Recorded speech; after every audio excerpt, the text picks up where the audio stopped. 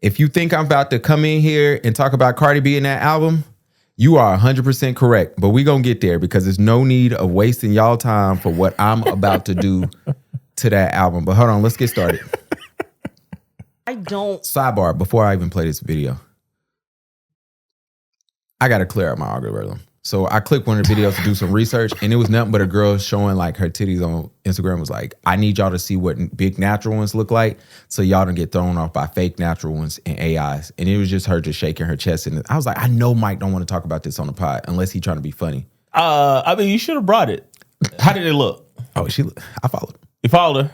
I can't say that. I'll take that back. I wanted to follow her, but I didn't follow her because it wasn't the right thing to do. Okay, I got you. There we go. Here we go. You can. I don't understand a woman that has never like bought a man flowers, never bought him a gift, want flowers, by never the way. like don't pay for dates. Like I literally always believed in whoever invites the person out, you can pay. Women, I don't think agree. ever wanted to be completely detached from men. I think we just wanted our own autonomy because there were so many decisions made for us. There were so many things that we couldn't speak up on. So it gave birth to a certain like archetype of a woman, right? And now all of us are trying to figure out how to tap back into that other woman. And it's not hard to do. And I think that that's the part that a lot of women don't understand right now. It's like if you have somebody that's good, trust your heart, trust your level of discernment, and then just allow and take care of that person the same way that they want to take care of you or the same way you want them to take care of you. I don't understand this whole men have to do this, men have to do that. But what are you doing for him? How do you tap into him? Tap into me. Yeah, I agree. I do not want flowers. But here's the thing. Women have a bad habit of this, of doing what they want to do for men versus doing what men want. Okay. You know what I'm saying? Like, I definitely know what you mean. you know what I'm saying? Like, I don't want flowers. Like, I don't want what you want, for me to be romantic. I want bring me some AirPod Max Pros too. All right? That's romantic to me. You walk in with that, you can just have a t-shirt on with those in your hand. Mike, they $500. Flowers is $12 at Target. Dude, flowers are not $12. Flowers be like, flowers be like, they ain't gonna like them flowers. They want the $30, $40 flowers. The DEI flowers. Yeah, they don't want those. They want the $30, $40 flowers. They want it every week. So in 10 weeks, guess what? I spent the same amount of flowers on a pair of AirPod Max 2s that you're gonna buy because it's the only gift I'm gonna get the whole year. He upped them. I told Karina, I was like, yo, I threw it out early on her. Yo, I really want this for Christmas. Yeah. The Pro Maxes. And I'm throwing it out so she knows, right? And so she was like, yeah, me too. See, that's what I'm saying. Like every time, you can't even get your own gift. It's like when you get a gift, she get a gift. Yeah, you know what it is? I don't want flowers either, but I never had this to happen. Maybe Karina did it when I was single, we wasn't living together.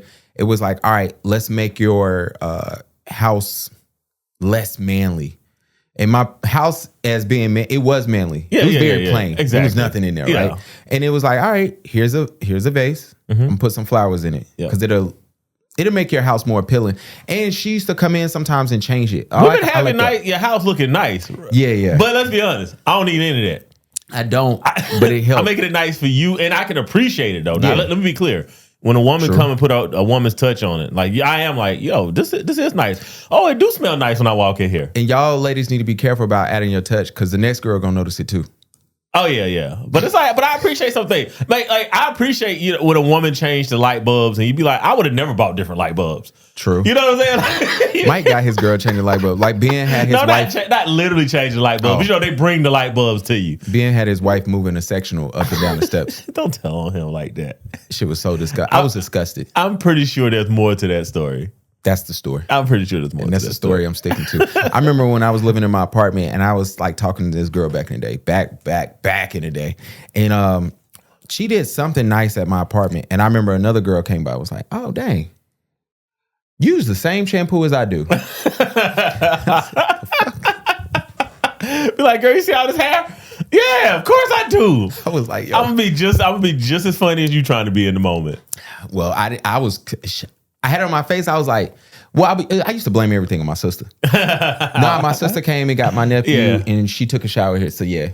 But I was like, I don't know why. Yeah, the sister thing worked. Oh, all the time. Yeah. Sister thing work. They can't say anything about sister Plus, thing. my sister be all up on my social media, all in a way. Yeah. So it's like, oh, okay, yeah, I can.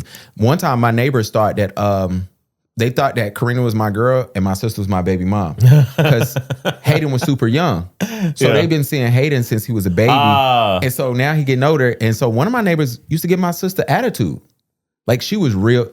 It's that women on women crime. She was an older black lady. She did not rock with my sister. And then finally, her son, my neighbor's son, realized like, oh, that's his sister. That's not his baby mom. That's his nephew. She been nice to her ever since. Gotta love it. Yo, hold on. I told you they don't like each other. I am Gavin B. Welcome to Service Sit Down, the Black Dad's Club. What the hell is the point of this podcast? Let's do it like that. If you are a black male and you're in a jam, hit me up. I'll get you out. Trying to save black men. We give black men a place to be seen, a place to be heard. Sometimes I gotta push back because be lying. They do, but so do women. So that's what makes the pod cool. Strap in. It's about to be fun.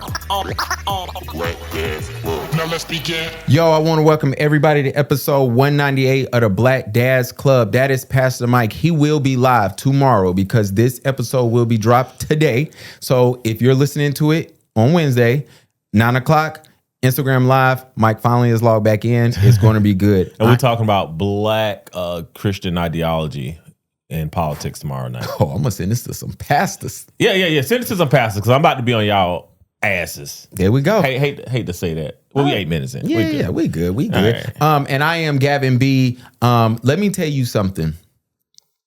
If you are an entrepreneur, it is okay to not rock with other entrepreneurs.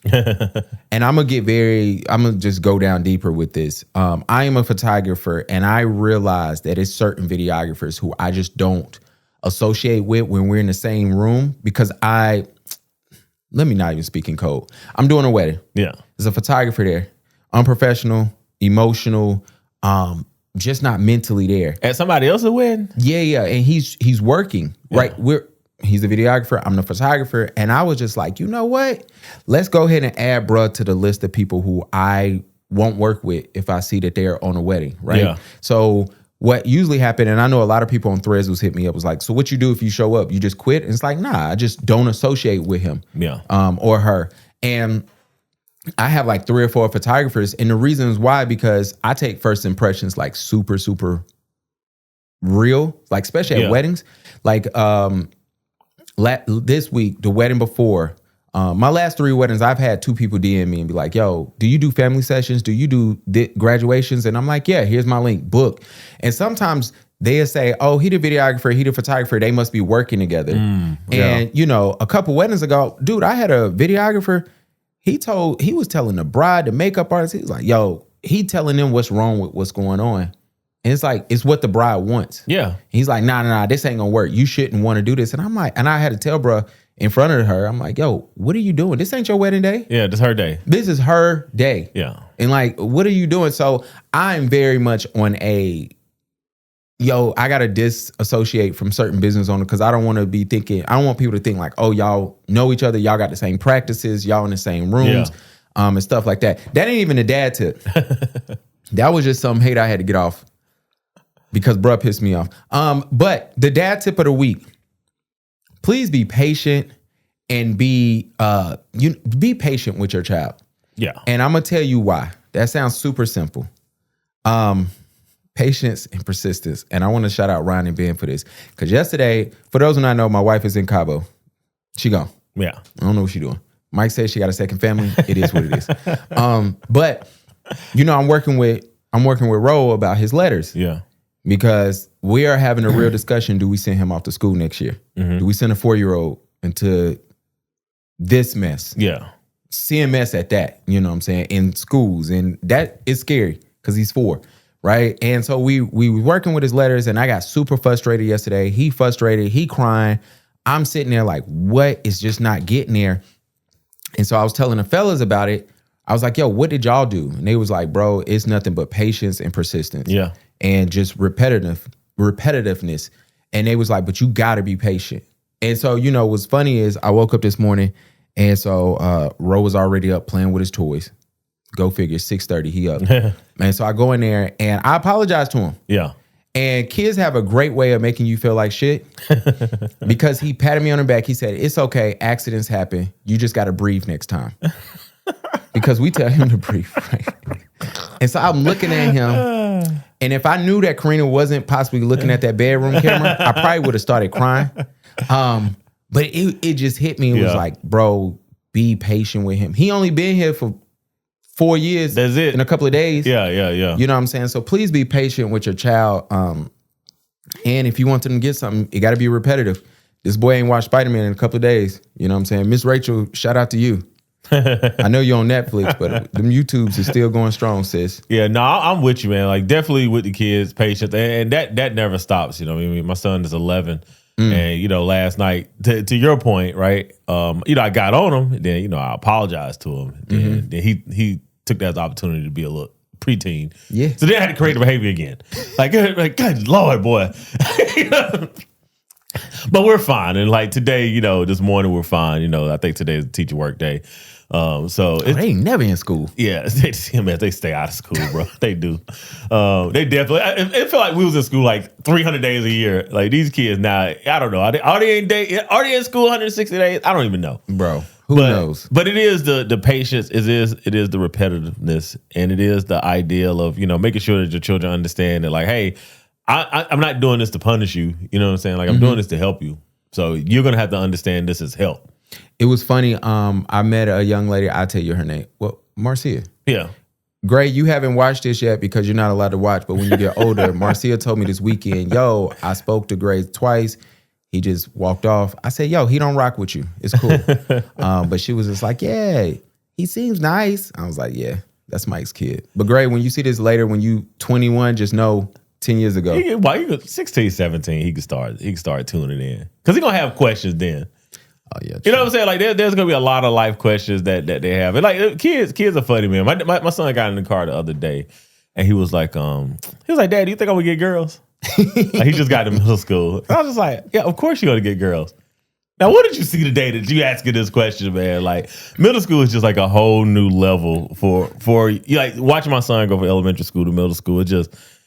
Now he's in the maturation process now, because now he sees 7th graders, he sees 8th graders, right?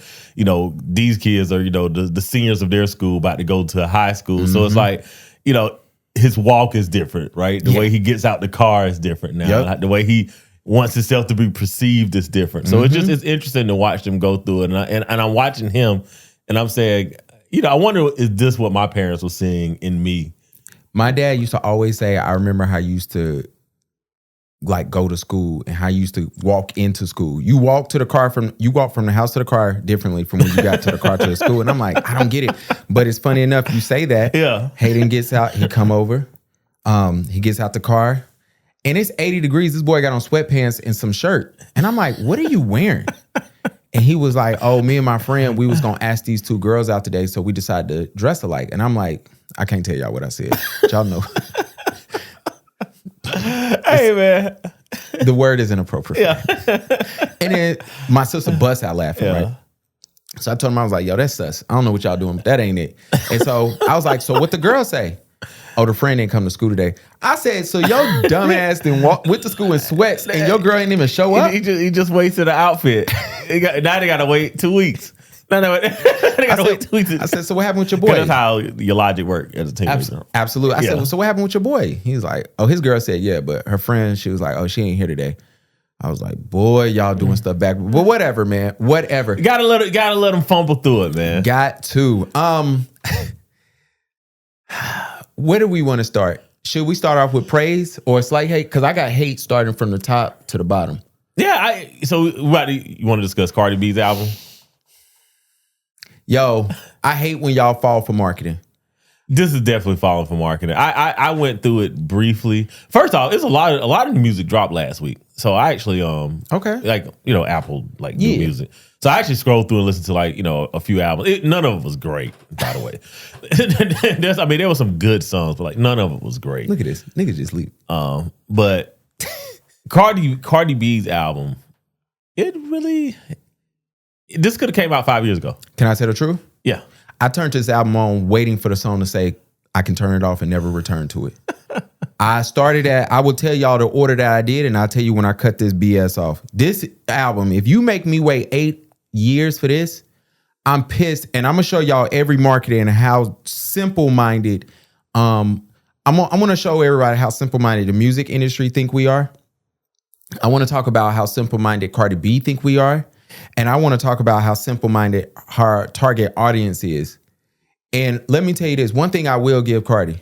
I love the amount of payola that's going on right now. And it's beautiful, and I'm not mad at it. Also, I will say this.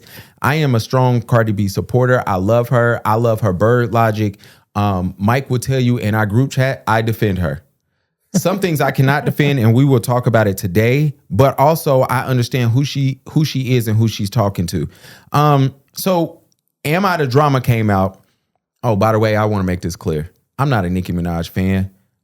When I say that, I'm not a Barb. I love Nicki. Nicki came out when I was in college. I do believe my generation is solely responsible for making the next generation of hip hop stars popular. But let's say this though, Nicki was good. Nicki was great. Yeah, Nicki was really good. But you think about it, all these people, your Drakes, your Kendricks, your J. Cole, Big Sean, Nicki Minaj, Lil Wayne is a little bit before me, so it wasn't my generation that took him out because I was in high school. But we in college, and these people are going on college tours. J. Cole used to show up to Greensboro and be in dorm rooms. And he used to be in college apartments. Yeah. And I ain't talking about like hollering at girls, but just hanging out. I got to be a man amongst the people. Yeah. It wasn't uncommon of that happening. We was at school, man. Big Sean just showed up to us at UNCC. Like, this is happening there. So I turned on Am I the Drama? Y'all know how I feel the last couple of weeks because I told y'all what was going to happen. I said I got a theory, and every verse proved my theory right. So I went straight, I ain't going to lie, to principle.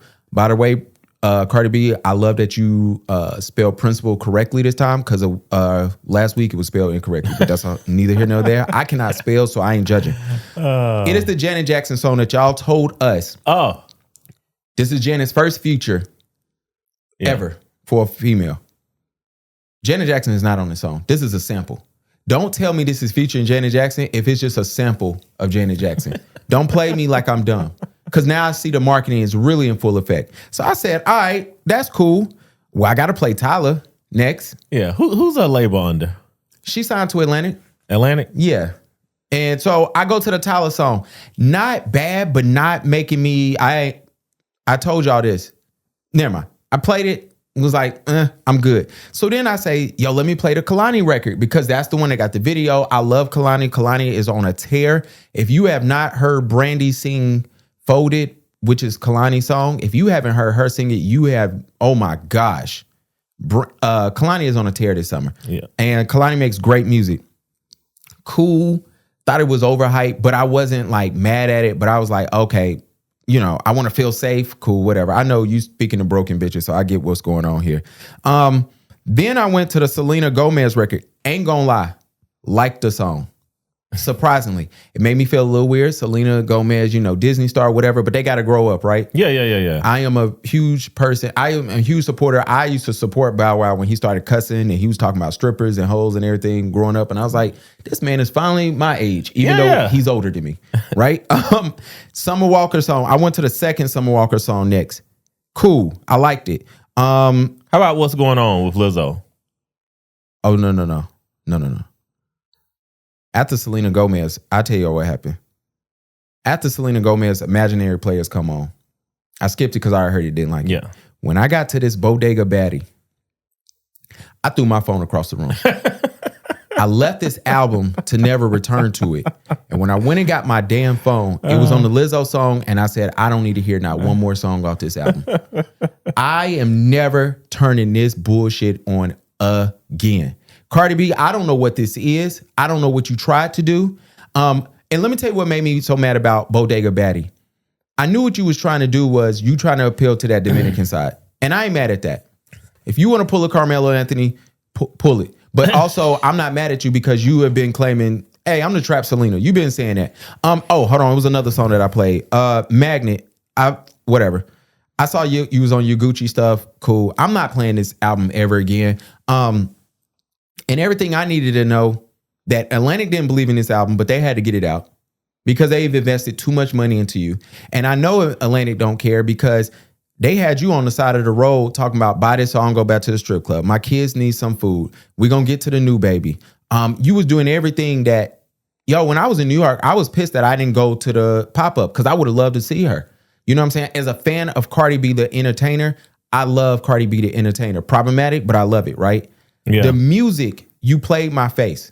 And I knew you played my face because as soon as the album dropped, we getting every bullshit stat in the world of, guess what? This is the fastest platinum album ever. Well, you ain't gonna tell us that WAP is diamond, and that's the reason why it's platinum, but you playing my face already. Then you want to tell me it's the first, these 30 songs is the top 30. Then you doing all that mess. And let me tell you something. I don't like the whole comparing Nicki and Cardi. I think that's whack. I think both sets or whatever you want to call them, clans, I don't know what you want to call them. I think them going back and forth is whack. But y'all not finna play my face. I see what's going on here. Let's see here. They said they're projecting between 125 and 150,000 units first week. So that is terrible. Sorry. She too big of a star. It needs to be 200. It need to be 250 plus for me to say that, all right, let me put it like this. If it was up to Atlantic want 325, I'm thinking. And her first album had 255,000 her first week. Yeah. But if this is Atlantic is saying, let me tell you something. Cardi B, for all intents and purposes, I know somebody gonna say I'm crazy. When she walks in a room, she's sitting on the same row as Jay-Z and Beyonce. They not putting her in the row behind them. She's an A-lister. Yeah, no, Cardi's a huge name, man, which is surprising considering what Cardi does and has done in her life. Well, let's get to it. You've been clowning everybody, and you've been going in at everybody. And I'm not mad at this. This is kind of just theatrics at this point. But you really been kicking people back in for speculating when you pregnant. Yeah. That was some top tier gaslighting. To do that and then to get on Gayle King as a married woman and say, I'm pregnant by my boyfriend. No, how about Gayle King saying congratulations? Yo, our community is cool. This community is cooked. We cooked. Congratulations. What? Yo, I threw my phone again. What do we congratulate here? Like, I think she's still married. She's still married, and we're gonna get to the divorce. I love how she's the only one talking about this divorce. And as you should. I don't know if you're trying to shame Offset into signing the paperwork, but he told you his demands. Yeah. You got it. Yeah. You know what I'm saying? And also, men told Cardi B as soon as it came out, you dating Stephon Diggs. Oh, you got the football version of Offset. Men told her that early. Yeah, exactly. And then men hopped off the bandwagon because men knew about Stephon Diggs way before Cardi B. And here's the thing: we don't bash toxic men because we don't really associate with toxic men. So there's no reason for us to keep going back and forth. Like, if a dude is toxic, so everyone clearly said, "Hey, you got the football version of Offset." Like, that's just your type. That's your type. She has a type. Yeah, that's your type. You like that type of dude. So it's like, all right, cool. But with him having to face paternity for two other women while having Cardi pregnant. No, she said that's our baby daddy now. Yeah. That is nasty work. Hey, that was a funny video though. Shirley. Cardi B is hilarious. That's why I love her. The music ain't. Can we please bring back artists that like making music, bro? We don't need entertainers. I don't know. Making music. I think music. I think with the next wave of like artificial intelligence, right? I think everybody is saying we've produced enough content almost. And like we don't need new music, right? We can take the music that we already have and we can just repurpose it, remake it, redo it over and over and over again, right? It's like the ideal of classical music, right? When you think of like, Mozart and Bach and all these guys, they're new guys who create music, right? But they're never to the level of a Mozart, right? Like the guy who created the music to Star Wars, right? I didn't know like he was an original composer, and every Star Wars piece, like every song that you hear in Star Wars, is an original piece. Dang, right? So it's like, but will we ever say I can't even think of his name, right? Yeah. Will we ever say he's Mozart? No. Right? No, we won't. And I think low key, that's kind of where we are when it comes to popular music, which is crazy because rap, hip hop was the genre, and now rap hip hop is falling under the genre of pop. Like pop is going to be like all encompassing of all music that's popular. I love how Doja Cat said she's a rapper that makes pop music. Yeah, they've been trying to move it over for like the last 10 years. Not trying. They've been moving it over. Drake, if you just said that, bro, we wouldn't be having discussions about you. But it ain't about you today. But to the divorce. Oh, well, sidebar, there's a girl, I forgot her name. Hold on, let me get it to you because it's definitely an interesting conversation. But before we get there, and I will find it, hold on, golly, because it's definitely an interesting conversation. It's a young lady out there who's an artist, and what she's doing is, shout out to Ryan, because I know you gonna DM and say, yo, you ain't gonna give me no credit on this. Oh, is that the poet that took her poetry and turned it into music? Well, no, it's a poet, and she has an AI artist. Yeah. Black girl. And so the interesting part is she's not how did they say it? She's the manager of the AI artist. And I told the boys, I said, this is so dangerous because you basically telling black people, hey, we want to give you access, but we ain't gonna give you ownership. Yeah. The word manager, every article I read made sure manager was there. And that's so disgusting to me because now what we doing is the music industry is telling you, yo, you gonna manage this. So when you dead, we own it. You know, but here's the crazy part. And it's so funny. And again, I'm gonna apologize to Ed O'Bannon again. Because I hated you back in, what was that, 2012 when you got rid of NCAA football for suing the NCAA. NCAA, yeah. Probably should sue them also. We'll get to that. but with name, image, and likeness, and being that's going to be nothing but a bunch of young people, and especially young black boys, might be the only thing that a real good law firm will have to fight a lot of this AI, repurposing that's going to happen in the next 20, 30 years is the fact, do we own our name, image, and likeness? Yeah, her name is Talisha Jones. She signed a $3 million record deal. And so, my thing, I don't even like what Timbaland doing. He doing the whole AI thing with beats. And it's like, dude, you can't have one of your best producers ever training a machine. Yeah. At least let the machine train off some trash and grow. But if you get the Timbaland jump start after 30 years of being in music, then bruh, he was been doing futuristic stuff forever.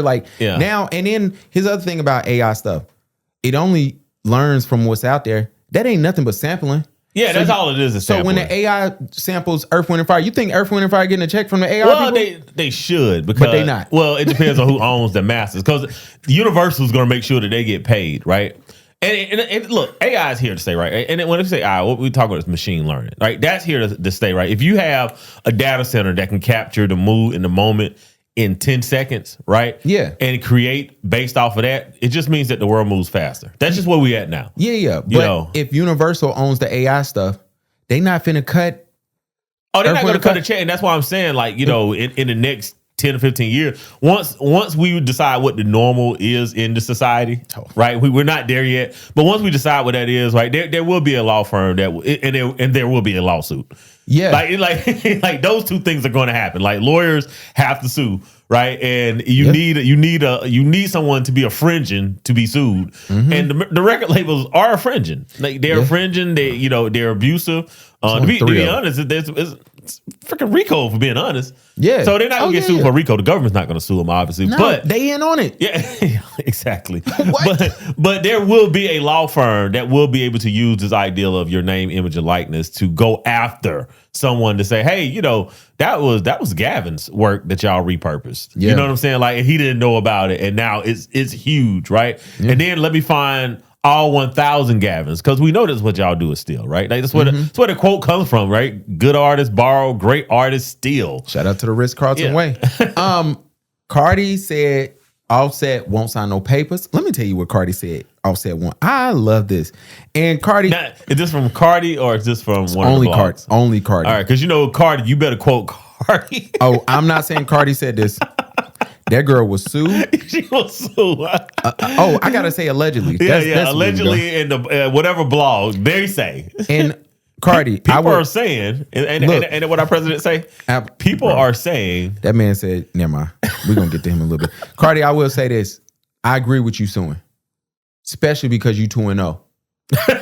I'm not mad at that. She told us she beat Tasha K, and then the security guard. That security guard is that was okay. Yeah, that was like a weird lawsuit anyway. Well, I think it was album rollout.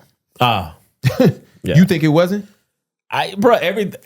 You think it wasn't? The way that the world is right now, I can't say anything is too far beyond anything. The next week, she had the pictures from the courtroom on the album, selling them on the street. You can't tell. What? Yeah. What? So maybe the album was done and she was waiting on that case. So what? Yeah, you're right. Cardi B, this is from Red Media, Cardi. If you want to sue them, Red Media _US. Cardi B reveals via her recent Twitter space. I ain't getting sued. We trying to go somewhere. This is true. That's all I'm laughing. Look, she has yet to officially divorce Offset because he wants her to turn into his personal ATM and retire plan. Duh. If I meet you and I'm worth $25 million, you worth $500,000. Hey man, I take you out the club. I give you the juice. LeBron and Dame say these online networks are way off. Look, oh yeah, well, here's the thing. Offset was worth way more than Cardi when they first met. It took Cardi 2 or 3 years to blow past that. And then it happened during their marriage, right? Yeah. So that's community property. Yes. Rabbit, gun. Retirement plan, Cardi B. I'm still tied to that marriage on contract. Well, girl, that's all marriage is. I don't know what you thought it was. Because this man wants me to pay all of his taxes. Okay. Give him millions of dollars. And one of my properties. Hold on. I'm going to pause this. Cardi B and Offset allegedly have been on record that he gifted her like property as a business. And she was online complaining, saying like how she doesn't want to be, she has tenants and she don't want to manage that, blah, blah, blah. So maybe he looking like, yo, give me that apartment back. At least the one that I bought you. Now you can't do that, Offset. You can't return a gift. I mean, you can ask for it back. He can ask for it back. And she could say no. She can't say no. Give him $1 million. She said, nah, I have to fight that. And that's what I'm fighting for. I can't stop living my life because somebody wants to keep me hostage. She got a point. Look, man, there's what you can do, and then there's what you should do, right? All right. So everything she's doing, she can do it, right? Yeah. She should not be doing any of this. I will say this. Somebody asked me, what is my real feelings on Cardi B having a baby by Stephon Diggs while still married? Yo, when the dude you get pregnant by is worth $30, $40, $50 million and your other baby daddy worth $30 million. Yeah, it doesn't really affect you. You worth 100. Don't y'all... But I was about to... And low key, this is about... This behavior is not beyond what I expect out of a former stripper. Right. I love strippers. You can't do that. I love strippers too, but I mean, if we were talking about the decision matrix of strippers, this would be in line. Like, this would not be beyond the scope of a stripper being married, getting pregnant by someone else. Like, would you be like, oh my God, I can't believe that happened? I don't even want to call her that. I want to call her bump stripper. She's a former stripper.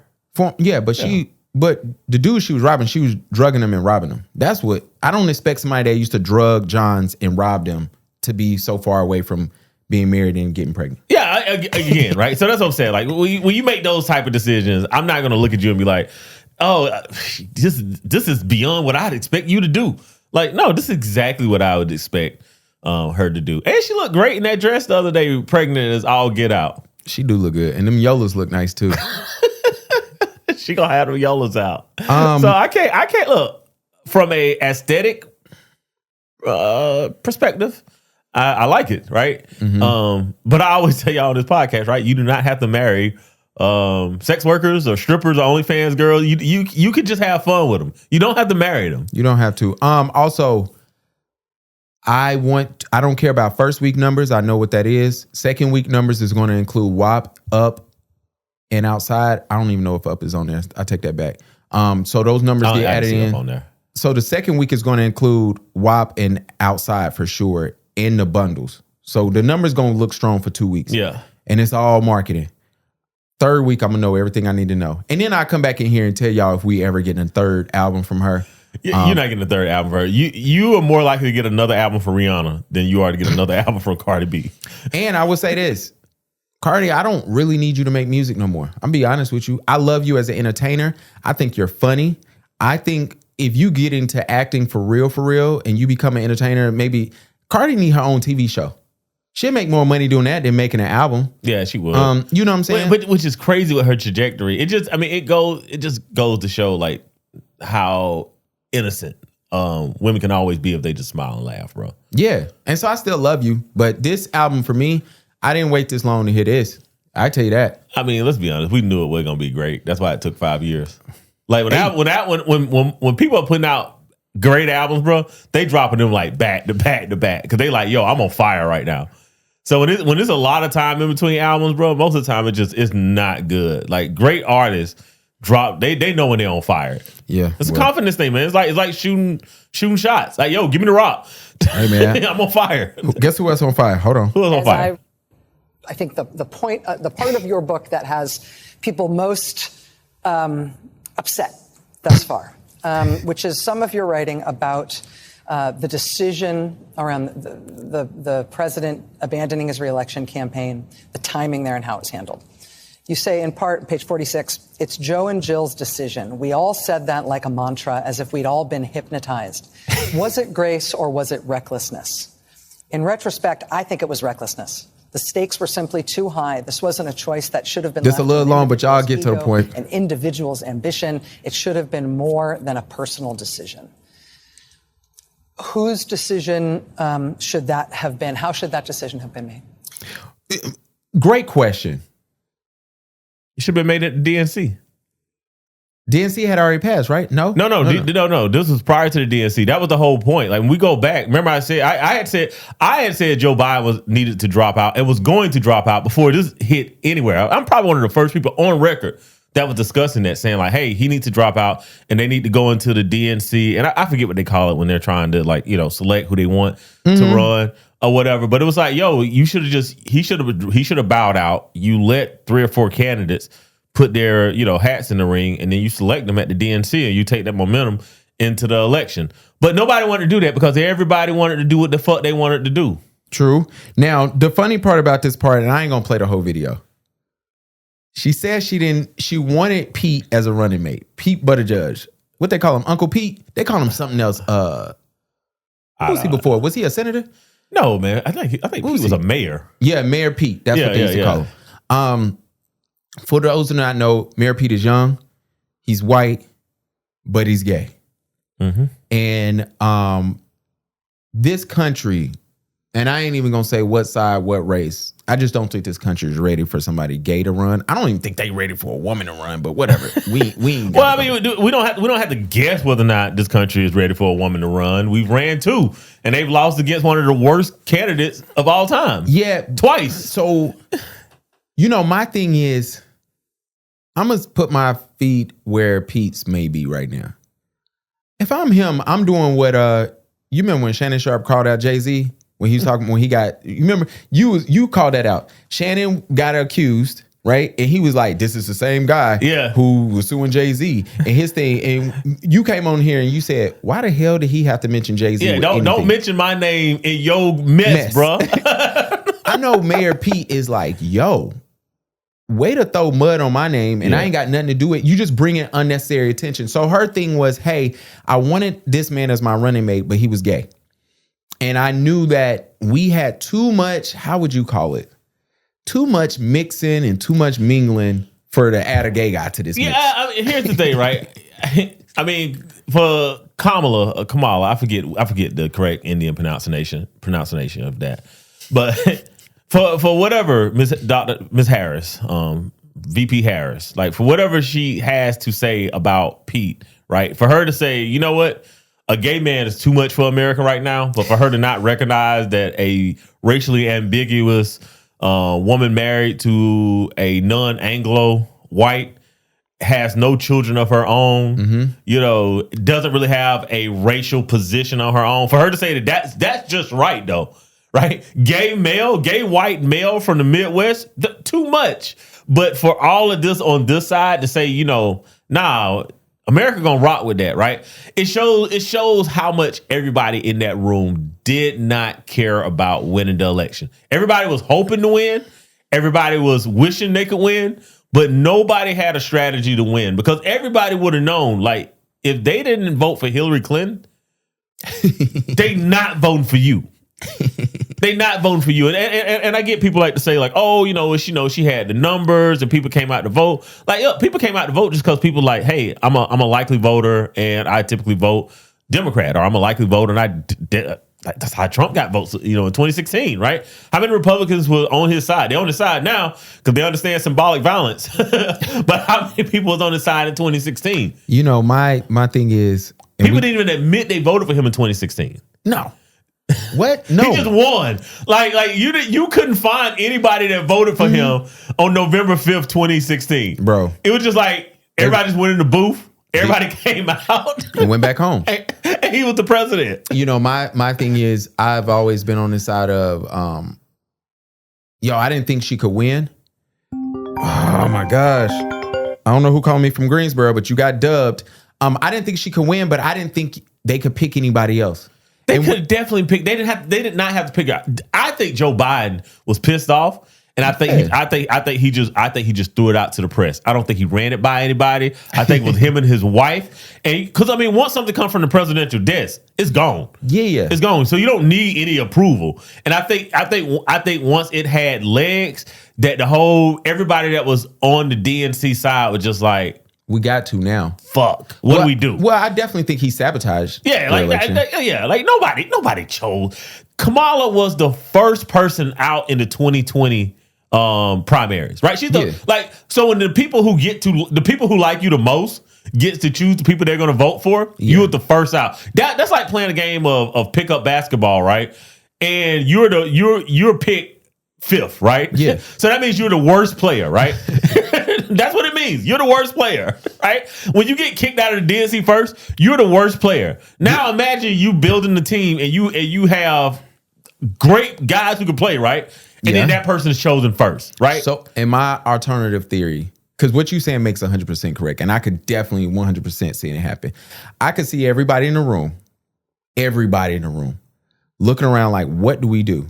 Gavin Newsom isn't ready just yet, but you could throw him out and win. You possibly could have won with him, but he's not ready. But what they said, nobody has ever won higher up, so high if you from California and you the governor there. But I mean, if you got... Ronald Reagan won. You saw how that went. Yeah, I'm just saying, like, you could get there. The thing is that Kamala wasn't likable, right? She wasn't the person that could make people in the middle on the right vote for her. No, yeah. So my alternative theory, everybody's in the room and they saying, hey, here's the names that we should throw out. I think she put her dick on the table and said, y'all are not about to skip me. And I think what happens in that situation is everything is optics. When you get out there, you got to figure out how we spinning this. When shit goes wrong, there's literally jobs. If you go to any major corporation, there's a crisis management job. Yeah. That when shit goes wrong, your only job is how do we spin this? How do we get out of this? How do we make this look better? I think she knew nobody on the DNC side want her. I do believe that. I don't think she's oblivious. I think she's a very, very intelligent woman. But I think she wanted to be the president. And so how do you get there? Well, you can't skip me. Yeah, no, I think with the whole idea between Joe and Jill, I think they looked over there and they were like, hey, they don't want you to be president. Don't you let them choose who the next president is going to be. And so you choose it. And some of that and if she gets elected, everyone knew she wasn't going to get elected. But if she gets elected, right, you would be the guy that did it, right? Your legacy would be forever cemented. Yeah. Well, so my thing is, you put your dick on the table and you know what you tell them? Hey, you know what you're going to tell women, people of color, and just hierarchy. It don't matter. But here's the thing though. If you love the country, you say, no, I'll be the VP for the next person. We need to win. Well, we need you gotta want to win. And this is the thing. Everybody in hindsight is like, well, if she would have did this, she would have won. Oh, one of our friends in group chat, she was 300,000 votes in 11 states of winning. It's like, yeah, and if your aunt had nuts, she would be your uncle, right? Like when we went and watched, I'm wearing a Gamecock t-shirt today. When we went down there, and the season is terrible, right? Speaking of wishing and hopeful, when we went down there that 0-11 year, I think we went to all the home games that year, right? Let me be honest, man. We knew we was terrible, right? We knew we weren't winning any games, right? But you know why we showed up every week? But outside of the brotherhood, right? Is that we was hoping, we win. We knew we was terrible though. Hey, Sellers should have went to Miami. But we get that. We're gonna get to y'all loss. Well, ALC running for Congress. I think she should. I'm for that. Yeah, I think me she too. should. She should not run for president. Look, Congress have always needed in the Senate. You've always had, like 2 or 3 extreme far right senators, and you would have 2 or 3 far left senators, and they balance each other out. I'm not anti far left or far right. I'm not either, but I'm not really, because I need to hear the ridiculousness that I would never think of. Yeah. I need to hear it. Like, that's where it comes from. So her running for Congress, her running for United States Senator, I think she should. And real talk, I hope she wins. Me too. I love that red lipstick. But does she need to be president of the United States? No. Can we stop running this skit? This country has clearly decided what optics we're comfortable with when it comes to the presidency. We've decided. All right. Stop trying to make it anything else. All right. We won't. It is the UPS brown van. Like, if UPS ever changed their vans from brown to silver, I think their numbers would drop. Right. Facts. So it's like, that UPS, that's what they're stuck with. Yeah. In this country, when it comes to the executive branch, we have decided that there's a aesthetic that we want. Let's just make sure that they're the smartest people in the room moving forward. Good luck in the next election, though, because I don't know if they're going to happen. Well, that's another thing. Let's get into Young. We got to get into like what are black people supposed to be doing right now? Backing away, like vote. I do want us to vote. We have to vote at the highest levels, right? And I don't care what you vote. I don't care if you vote Democrat or Republican, right? But when they look at that polling data, it needs to show that black Americans are voting at the highest rates. Okay. All right? That is so important. It is integral for our development, for what comes next in this country. And one of the things that I've been doing is like looking back historically and finding who are black political animals in politics. And the 2 people that always pop up is Andrew Young. Y'all might remember him as the mayor of Atlanta. He was after Maynard Jackson. So when you fly to Atlanta, Hartsfield Jackson, that is, Andrew Young is his protege, right? Got you. As a matter of fact, Andrew Young, I think it's Andrew Young, Harvey Gantt, and what's the former mayor of, speaking of Kamala, former mayor, Willie Richardson? Former mayor of San Francisco. Anyway. All those guys were together, right? But when I look at political animals, you had Clayton Powell, right, who was the House rep of New York City. Okay. So like that Harlem district, one of the most popular districts. Hell, is that the district AOC has right now? I can't even remember. I don't know. But anyway, Clayton Powell and Andrew Young. Two of the things that was most important with those guys is they all had their start as black preachers. And when I say like blacks need to like pull back, one of the things that I am wrestling with, because I'm not really religious at all, and I don't like black preachers for the most part, and I'm kind of sick of the black church in general, right? So like, but one of the things that I try to always be fair about is finding the right answer. And one of the questions I'm having is that tactical retreat of black people pulling back? Is that? Do we need to get back to the black churches? Are black Christians going to be spineless? We've been pretty freaking spineless. That's what I tried to get across last week. Yeah. We've been pretty spineless, and it's like, how do you put masculine black men back into those leadership positions? 1, 2. How do we deal with all the traitors that are in our groups? In our midst, right? So you can have the Andrew Youngs and the Clayton Powells, who again, both of these guys were pastors, right? We don't think of them as pastors now. Yeah. Right? We think of Clayton Powell as being one of the most powerful House reps. Clayton Powell is the reason why the Civil Rights Act was passed. Yeah. He was working behind the scenes with the president and the most powerful senator. Yeah. And so that's the thing. So we had a little pre-production meeting and we talked about how everything that's black used to come through the church first. Yeah. And it go out in the community. Yep. And all of our leaders had a religious start. It's a place that we can be together safely and share those ideals. There is no other place in the black community. Well, what happened was black people, the black church stopped using their resources and they started attracting weak, vulnerable church members that you could take advantage of. And what ends up happening is now instead of every black church in your city, let's take Charlotte example. I'm just throwing out a number. It might be 50 black churches in Charlotte. Yeah. It's only like 5 that got top third of like, and I'm not talking about top third of black men. I'm talking about the top third of when it comes to education, wealth, and everything. It's only, what are we talking about? We talking about University Park. We talking about Friendship, House of Prayer. You know what I'm saying? The rest of them, you might have one doctor in there. Yeah. Maybe one insurance agent in there. You might, no lawyers. And then they've molded the churches to the point to whereas, God forbid, you're Baptist and I'm Methodist, right? Oh yeah. God forbid I'm Pentecostal and you're Baptist. Right? We can't talk. We can't talk, right? If I'm Pentecostal Trinitarian and you're Pentecostal Oneness, I can't talk to you. We can't talk to you, right? And it's you like extreme. At minimum, the leadership of these churches should be meeting, and we should have ideals and share ideals, so we can have the Andrew Youngs and the Clayton Powells now. Because then we can make stuff move in the city. Right? There we go. So. I don't like this idea that the black church, though, is kind of where we need to go back to. I'll be honest. I don't like the ideal. I don't like the ideal, but it seems to be crazily the best idea. To me, it might be the best idea because then you can at least get back to the community. Then you can get into church. You need to get back to community, like how policing need to get back to community, just like everything. Yeah. And it's messed up, honestly. Like I look at it and I said, I was thinking about this weekend. Because I go to church and I'm sitting in there and I'm like, you know what? All these people should be getting their holiday pictures from me. Yeah.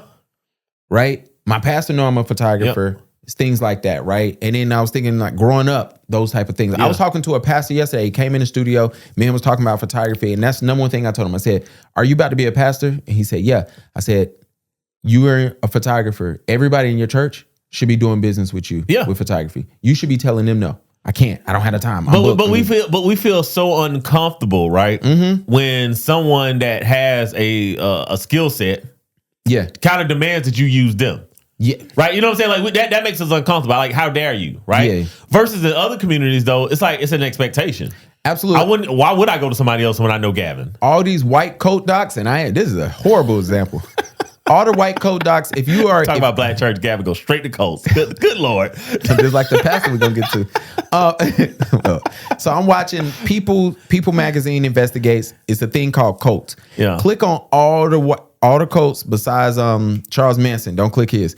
But if you click all the ones with he was getting his rocks off. That's the first ever doc I ever seen about him. I just knew he was crazy. I watched that. He was a wild boy. Yeah. But if you click all the ones with a white person on it, what did they do? Hey, everybody in this church that has a business, all our members have to go do business and work for all these businesses. Yeah.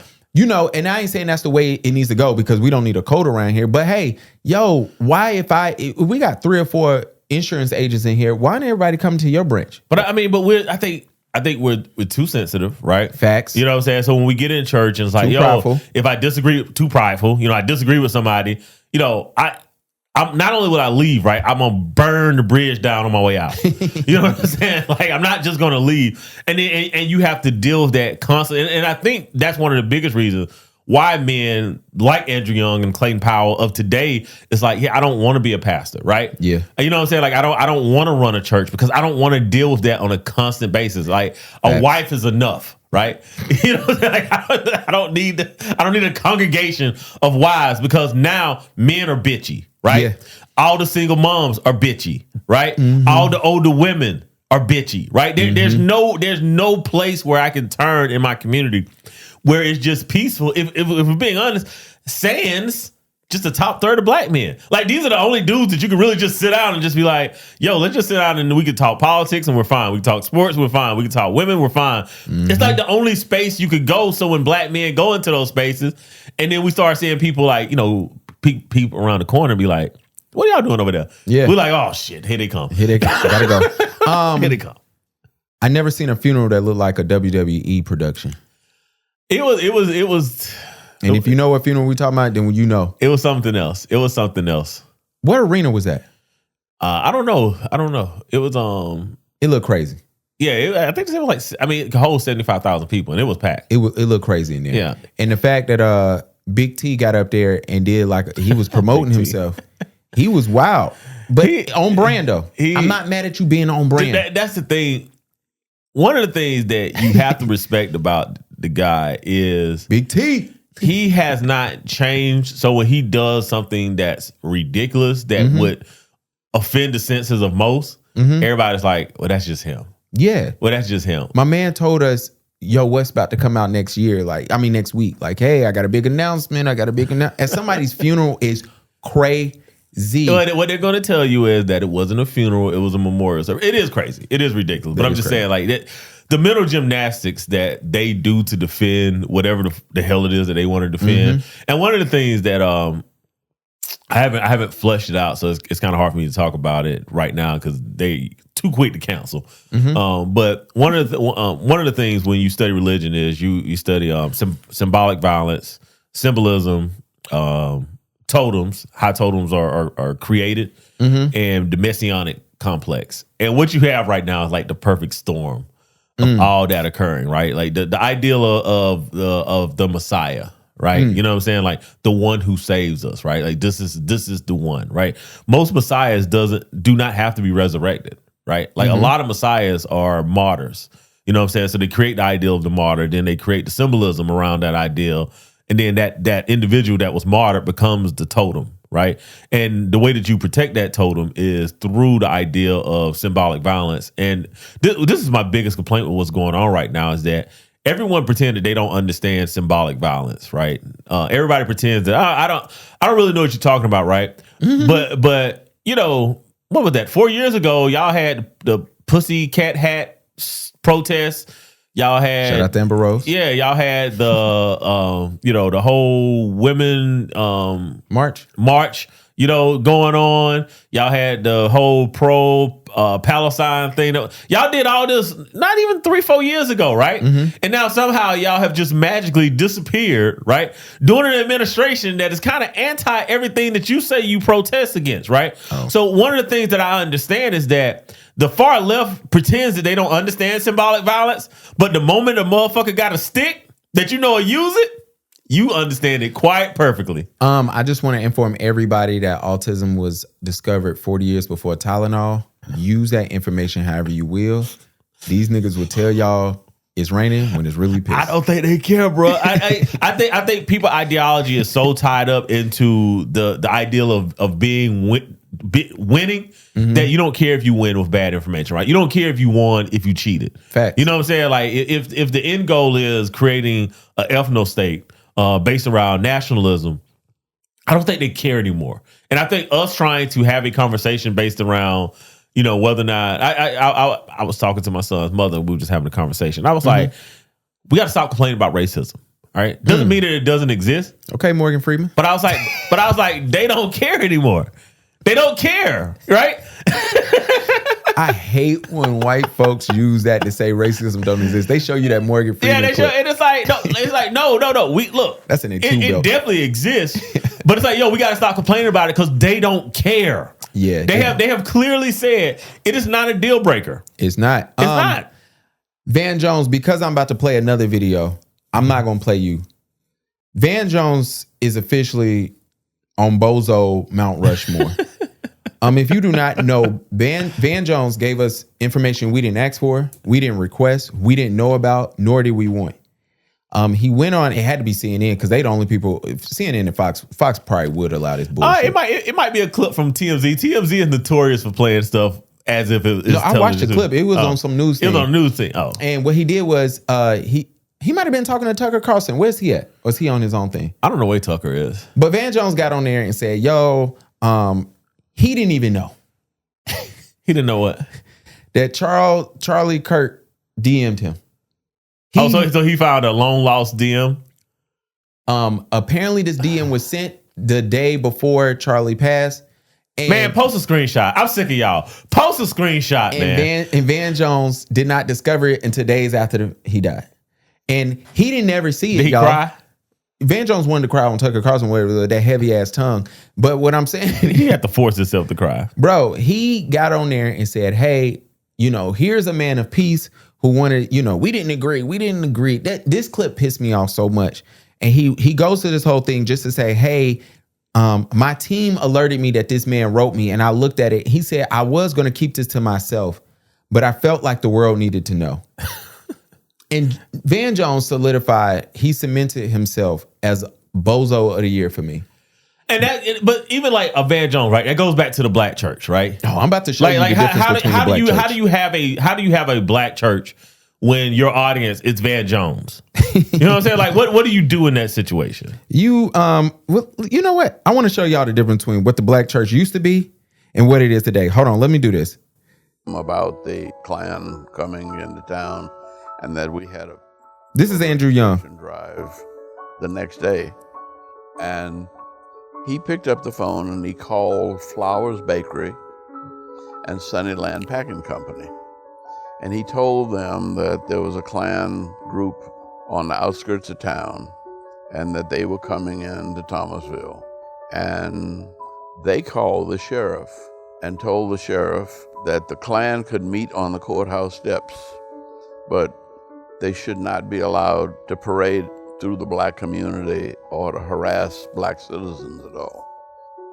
And I learned then that the business community in almost every city wants to keep things peaceful, that they are the key to good race relations in most places.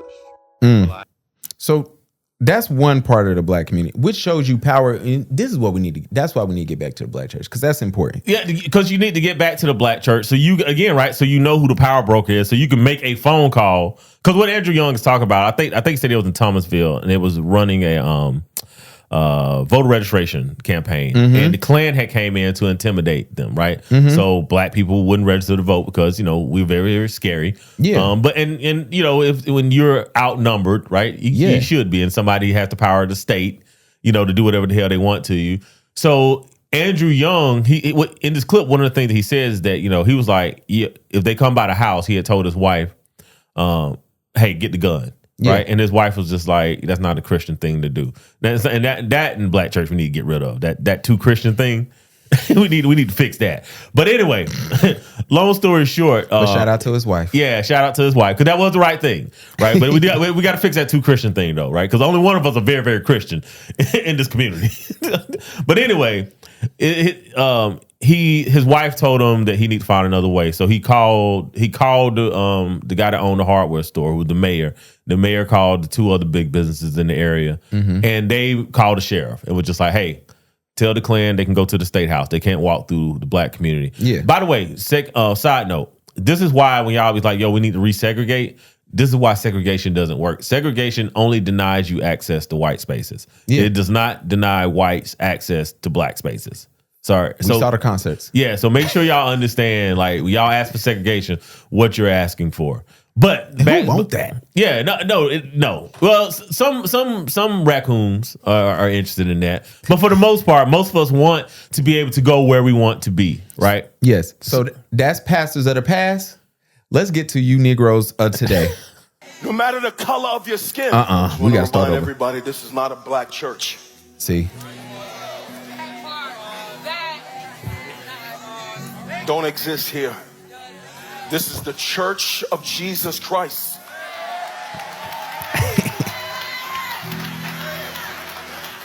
And we thank God for this mixture of melanin.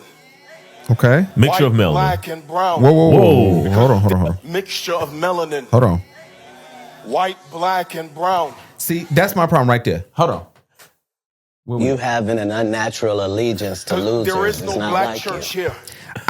Wait. Oh, he keep going. Hold on. It is only the brothers and sisters of the Lord Jesus Christ. Amen. Anybody. This is what heaven is going to look like. This is what I mean by black Christians be spineless. Absolutely. What's wrong with having a black church?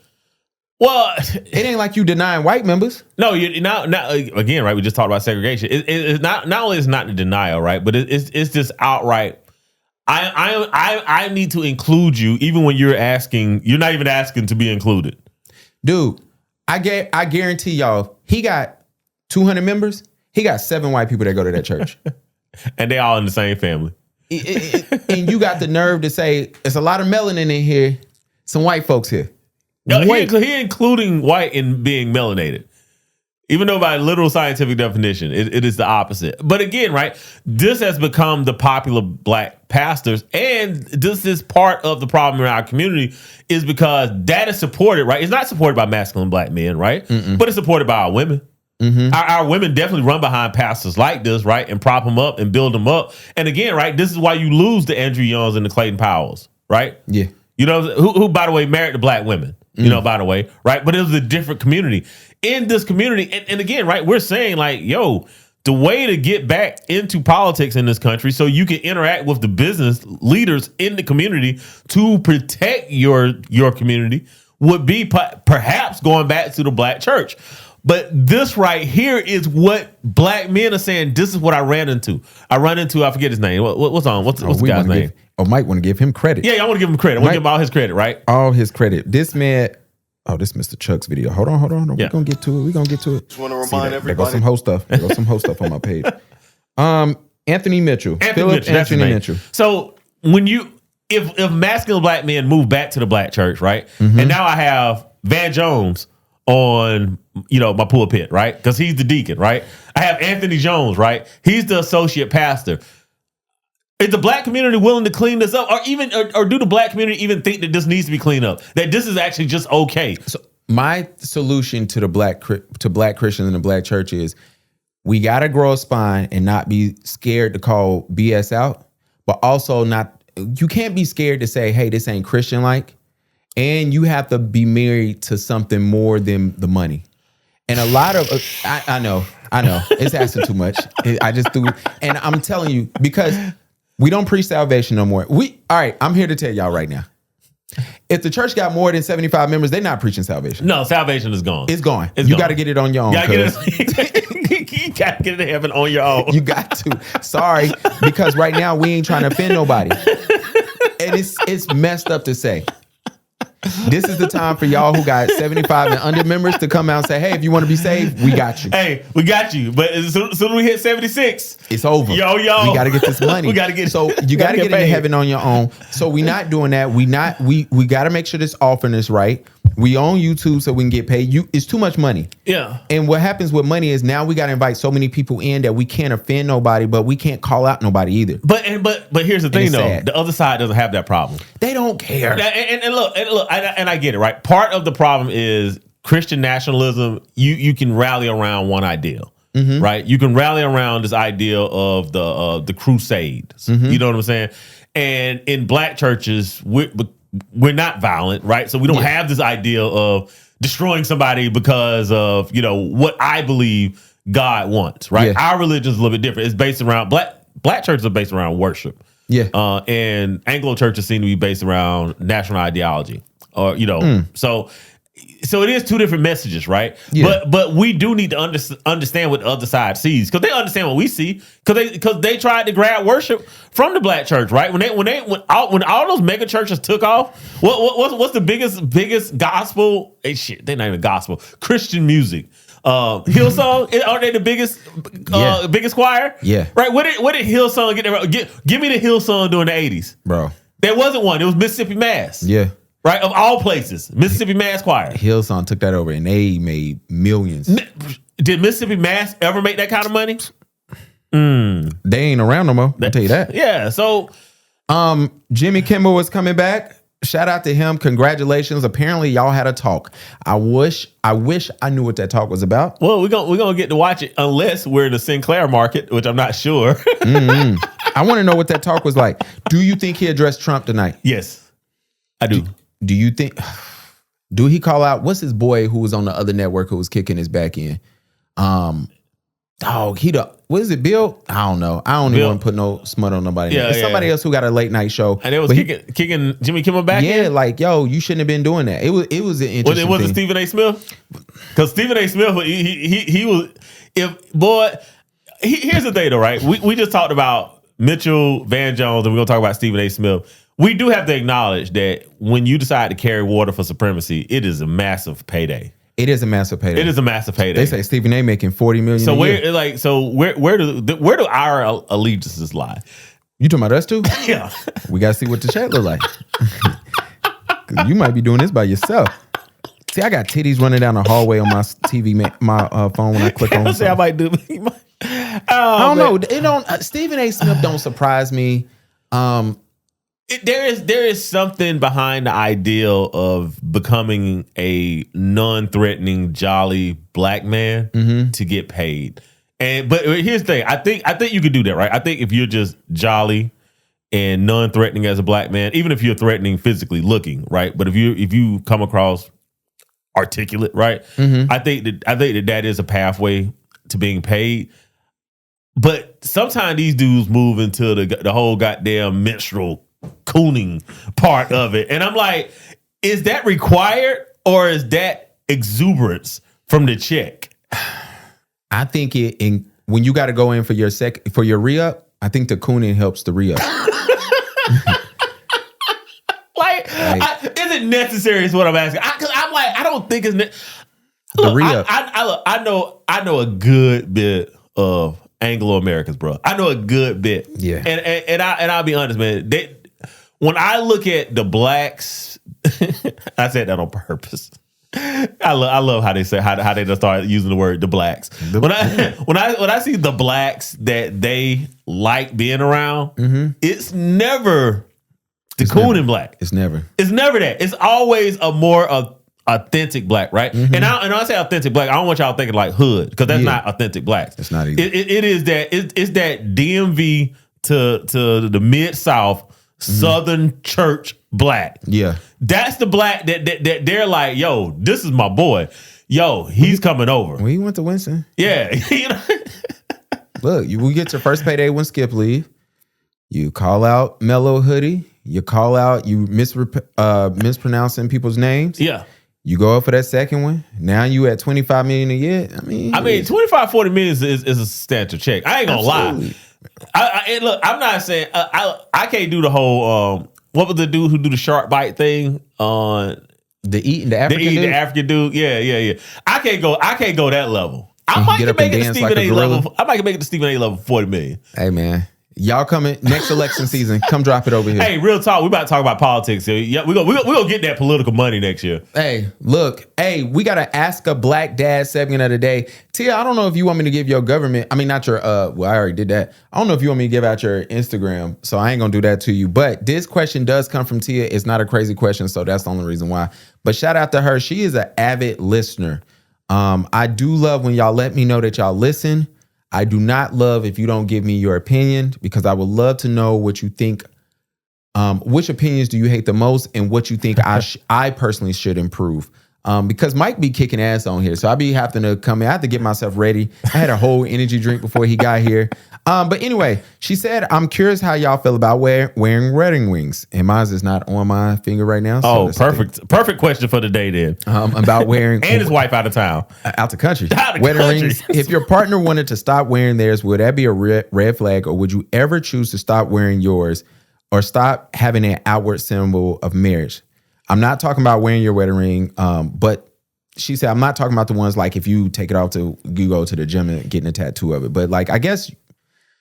Like if you just get to the point where you just don't want to wear your ring anymore? Yeah, I don't know. So this is a tough one for me. So I'm married. Yeah. I grew up in a household. My parents, if I'm 36, my parents have been married for 37 years. My parents probably the first 20 years of their life did not wear wedding rings. Yeah. A lot of that has to do with church stuff. Yep. You don't know, you don't know. But ignorance is only falls on you. I will leave that. That is for my parents. They are definitely not this far in the podcast. But they wear wedding rings now. So I never grew up watching somebody. I've watched people be married their whole life and not wear wedding rings, right? Yeah. So for me, everybody knows when I first got me and my wife, I bought her a ring. I told her, I said, I am not buying your band. Sorry. Yeah. And you don't have to buy mine. And so I had some money. We went to the ring shop and I told her, I was like, I really want a new camera. And she was like, I said, that camera gonna make me more money than buying this expensive ring. I said, I will get a ring. It's gonna, just be whatever. And shout out to the married men that told me, yo, bro, get you a pack of wedding rings because you will lose them nonstop. Especially because you've never worn a ring a day in your life. This is true. And so I definitely lost mine. Bro, I lost my marriage was short. And I still lost it. So it's not that. If my wife said, hey, I don't no longer want to wear a ring no more, to represent that I'm married, it probably wouldn't throw me off. I would ask her why. Yeah. Now, when we go out, I wear a ring. Usually I'm on this pod, I wear a ring because I know one of y'all going to want to call me ugly and be like, he ain't got no girl. And I got to be able to be like, I'm married. But I don't know. It wouldn't throw me off. But also, I think look, do you act married when you go outside? That's more important to me. That's where I'm at with it. Because everything is in context, right? Like, if me and my wife, if we're getting along, and I don't want to say going through the motions as a negative thing, right? But like, we're in a marriage flow. Right. And then I just see that she's not wearing her ring. You know what I'm saying? Like, I'd ask her, like, hey, like, why aren't you wearing your ring? Yeah. And if she'd just be like, oh, the band's getting tight, or, I don't feel like keeping up with it. I'm working out more. I probably would care. Now, again, right, everything has to be in context, right? Absolutely. You know what I'm saying? Like, if her phone got a new lock code and the ringer off, she getting in shape. You know what I'm saying? She's taking a shower every time she comes to the house and she ain't wearing a wedding ring. Oh. Different set of questions, right? Stretched out. But if we're just in a regular life flow and my wife not wearing the ring, I'm probably going to be like, your girls can still get stretched out, by the way. Women are slick. Oh, yeah. But I'm at that point, I'm not going to be like, yo, you got to wear a ring. And then not only that, I never really liked wearing a ring. And it wasn't because you get more attention, less. I hate keeping up with it. I really did. Yeah. I hate keeping up with it. I hate when because I used to work out back then. Like, you got to remember to take it off because the bar is always hitting the band. So it just became an annoyance. And then I lost it because I'm always taking it off. Yeah, that I always take mine off, and my son is at the height now where he hides stuff. One time we found my wedding ring in his toys. But it's his height. He was playing with it. Yeah. He put it down, but it was eye level for him, and it just so happened to be with his toys. And we looked forever. And then it's just like, yo, I can curve people without it.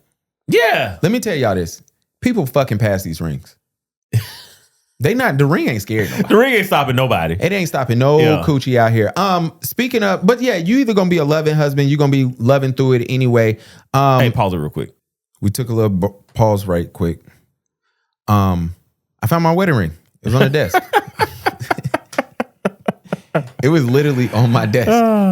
Because I had to put a shout out to Ashley. Ash does my hair. Shout out to her. Look her up on Instagram. She gave me some body scrub, so I put it on my arm so I don't be ashy and shit. And I took my ring off so I don't get it. But look, we got it back. So, excuse me. Shout out to the energy drink. All right, let's do this.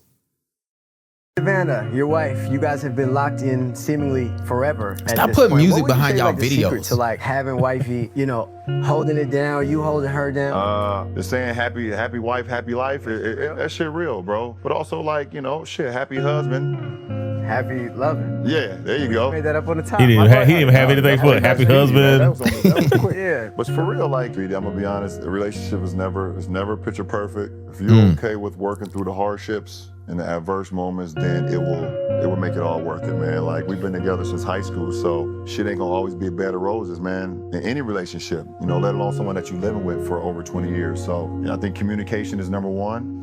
Being honest is number two. Number three is just like, you have to be okay with being uncomfortable in relationships sometimes, man. You can't always have it your way. You can't always think that, my way or the highway. It's never gonna work that way. It's not gonna be a bed of roses. And if you okay with going through the rain, can you stand the rain, champ? Can you stand the rain? I absolutely love LeBron getting in front of Drake's narrative on his next album. I love it. And yes, Jules, I blocked you. Yes, Jules. Why you blocked her? I hate. I like real sex workers, not the. I'm a high end. I don't like the Taz Angels type escorts. Yeah, that is true. It is because you trying to tell me that you're not. Yeah, and like you really, really are. But just high end men love your company. Y'all bitches is annoying. What's so funny? Me and my girl had a real conversation Sunday night. We're gonna get to my fantasy team losing again, but I already knew I was losing there, right? And we had a good conversation. And the number one thing me and her said was like communication. Like, we've been together for so long. Yeah. But the hard part about it is when you in the thick of shit, that compromise that you really, really want doesn't come fast enough. But it was funny because that's a bar. It doesn't come fast enough. It's coming. Yeah, but it just doesn't come fast enough. And I told her, I said, back in the day, it used to take us almost 2 weeks to talk. Yeah. We fell out, right? Then it got to a week, and now it's taking a couple of days. But sometimes, and I'm the type of person that if I fall out with you, we could talk the next day. Yeah. Like we could just hop on the phone. You could text me, whatever your line of communication is, you can hit me up whenever because I'm ready. Yeah. Like whatever. And that doesn't work for her. But I told her, I said, hey, we do got to give each other credit that it's getting closer. Yeah. What works for her? Is it in the moment or she needs more time? She needs more time. Yeah. So and that's a bar, bro. Like you really need to lean into that. Like the compromise doesn't come fast enough because most of the time when we're upset in any type of relationship, it's just expectations. Mm-hmm. It's really nothing else, right? It's not really the violation that we can't deal with, right? It's just the expectations. And like even if it's the expectation of, yo, you did something, but I need that compromise to come a lot quicker. Yeah, right? I need that contrition to come a lot faster. I need you to be on your knees a lot quicker. Yeah. You know what I'm saying? Yeah. So it was just that's funny as fuck.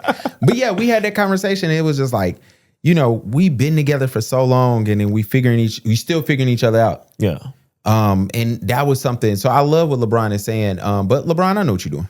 He trying to get ahead of it. Hey, look, man, I'm never going to blame a super rich man for exercising his options, right? And if I said that the same thing about super rich women, every woman would understand what I'm saying. But somehow when I say it about men, y'all just confuse yourselves with what it means. But if I said that about Rihanna, you get it. Well, absolutely. You know what I'm saying? You 100%. Get it. You'd be like, yeah, of course, Rihanna, go Riri. Shout out to Rihanna. You know what I'm saying? But if I say it about LeBron, it's like, no, he should. And it's like, well, of course there's a what you should do.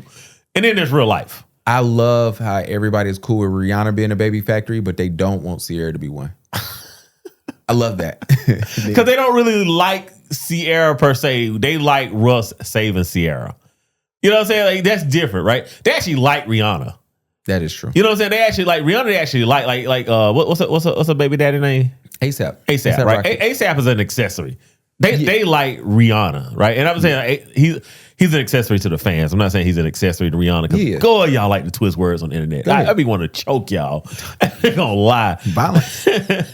but he's an accessory to. But whereas with Ciara, there is no loving a Ciara without loving Russ rescuing her. Yeah, that's true. So there is a difference there. And what happens is women do the same thing that a lot of the far right do, right? Oh. They'll make an argument about you, and then when you try to use that same argument against them, they're like, no, that's not what I said. And you like, and you'll end up arguing against facts. And one of the things that I learned a long, long time ago is anytime somebody wants to defend the pretend, there's no conversation to have. Not at all. Because you can't defend something that honestly really don't exist. Yeah. Shout out to the sports. Shout out to the Panthers. We won, baby. Hey, man. The Panthers 30-0. 30-0. And that was a B belt to ass. Man. If you would have gave me 1,000,000 scores, I mean, I guess I would come across 30-0, but it wouldn't be in the first 1,000. Bro. Not Panthers winning. Panthers winning wouldn't be in the first 1,000. What are you talking about? You know what I'm saying? Yeah. And so much so that the wide receiver coach for the Falcons got fired today. I'm like, that's tough. That is tough. To get fired. He said, yo, the Panthers is without their number one receiver. And they did this to us? Like, y'all got to go. Y'all had Bryce looking decent. Wait, the Panthers wide receivers coach or the Falcons? Falcons wide receiver coach. Why not the quarterback coach? Because that's who should get fired. The wide recievers ain't throwing the ball to themselves. Bro, that is insane. I hate scapegoating. I really do. Oh, well, you got to have it. I hate it. Like, even when it benefits me, I dislike it a little bit. Because it's like, yo, just say, hey, you messing up. I need you to do better. You know, it's funny. I was watching the Lions game yesterday, Lions and Ravens. And then I was thinking to myself, I was like, how many years do Dan Campbell got till he get fired? Because I'm just saying, sometimes you'll look at somebody and say, we got too much talent here. If the coach can't get it done within this time, we can't lose talent. Yeah, we can't lose the talent. And I was thinking about that last night. He got all the time in the world. You think so? For Detroit? Yeah, he got all the time in the world. He ain't going to get fired. You know why? Why? Because they don't do that to them.